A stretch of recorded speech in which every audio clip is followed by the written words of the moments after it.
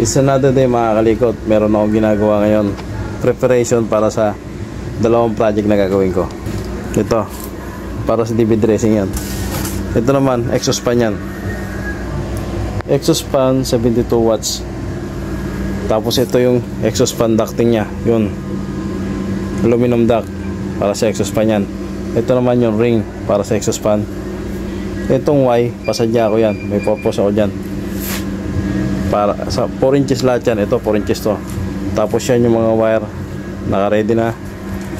Ito mga metal box yan, 3x3, 3x6. Ito naman para sa DB dressing to.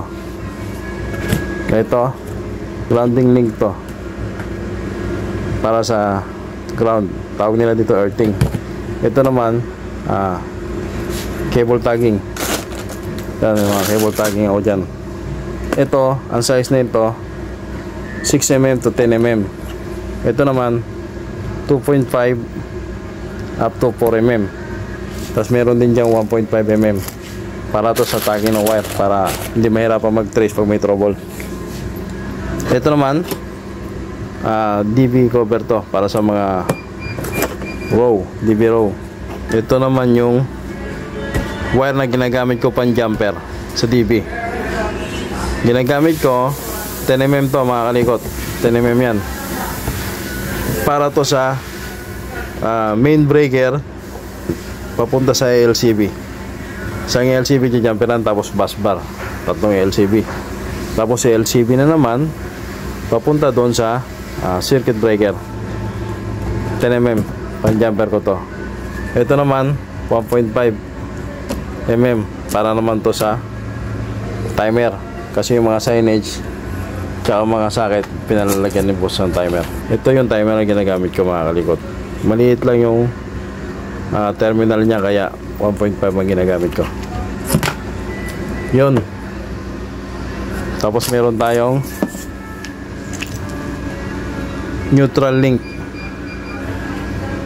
Ito ginagamit ko to. Ito na yung kadalasan ginagamit ko ngayon. Ito neutral link dito. Ginagamit naman to pagka yung ang main na ginamit ay 3 pole, 3 phase lang. Kagaya nito, main 100 ampere, 3 phase lang siya. Tatlong kulay, red, yellow, blue. Tapos dito ko magkakabit ng neutral, black. Pero pagka ang main na ginagamit 4 pole, may kasama na ditong neutral, hindi na natin ito ginagamit. Meron kasing shop na meron ng dating naka-install na DB, hindi na natin binabago yon. Nag-a-adjust na lang tayo sa circuit natin, sa mga circuit breaker na natin nag-a-adjust. Tapos ilang adjustment sa LCB, yun lang. Pero yung main, hindi na natin pinapalitan yan. Sample ng LCB mga kalikot.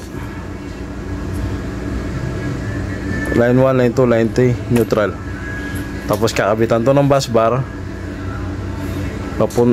tatlong LCB bus bar. Tapos ito connection para sa circuit breaker. So susunod na vlog ko, ipapakita ko pag nagdi-DB dressing na ako. Tapos ito mga crimping lugs mga kalikot, para naman to dito sa mga wire na to. Ganito ang itsura niya mga kalikot pag na-crimp na natin. Kasalpak dito yan. Dito yan, ganito mangyari yan mga kalikot. Main papuntang yung LCB, tapos bus bar papuntang circuit breaker. Yun mga kalikot. Tapos ito naman mga kalikot yung bus bar. Yung bus bar dalawang klase. Merong pang 4 pole tsaka 3 pole. Ito yung pang 4 pole, pang LCB to. Meron siyang line 1, line 2, line 3 at neutral.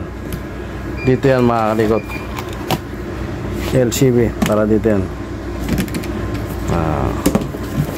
Ito na-adjust na. Ganito mangyari mga kalikot. Kaya nasalpak niya mga kalikot.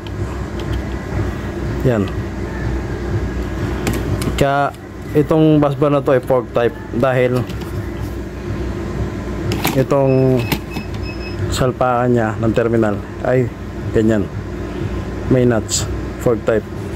Dalawang klase kasi yung bus bar, merong yung diretso lang yung pin type, hindi pare-pareho yung breaker, kaya orderin natin bus bar para depende sa breaker. Ito kasi yung in-order ko, ito kasi yung madalas gamitin ko sa brand na ginagamit ko, yung Hagger. Ito naman, ito yung pang breaker, line 1, ito malinaw, line 1, line 2, line 3. Bale, 6 na breaker to, sasalpak dito. Ang sample ng breaker niyan ay ito, Hagger. Dahil ayan, fork type siya, sasalpak dito yung ganyan. Ito, hindi pwede itong ABB na to. Iba yung bus bar na ito dahil yung pin type. Yung isang piraso taas na aganon sa likod dahil nasalpakan yan ito. Dito yung wire na jumper galing LCB, tapos sisingit dyan yung bus bar. So iba ang salpakan itong ABB na to. Kaya yung bus bar nyo magmamain depende sa breaker na gagamitin nyo, depende sa brand. Ito, gumagamit lang ako nito pagka yung shop na dati may ganito, tapos mag-a-adjust na lang ako. Yun yung bus bar na ginagamit ko. Pero kadalasan itong brand na to ang ginagamit ko, Hagger. Ito naman ABB, pareho magandang brand dyan mga kalikot. Tapos ang Snyder naman gumagamit din ako, depende pa rin sa shop. Kung yung shop Snyder na breaker ang ginagamit nila, yung ginagamit ko. Ang Snyder pareho lang salpaan dito, ganyan din, fork type din na Snyder. So yung mga kalikot, bus bar, merong 4 pole, merong 3 pole. Yung 4 pole para sa LCB, yung 3 pole para sa breaker. Yan mga kalikot, preparation to para sa dalawang project na gagawin namin. Update ko na lang kayo pagka nagsisimula na. Tapos ituturo ko rin kung paano mag-DP dressing. Hanggang sa susunod mga kalikot, salamat.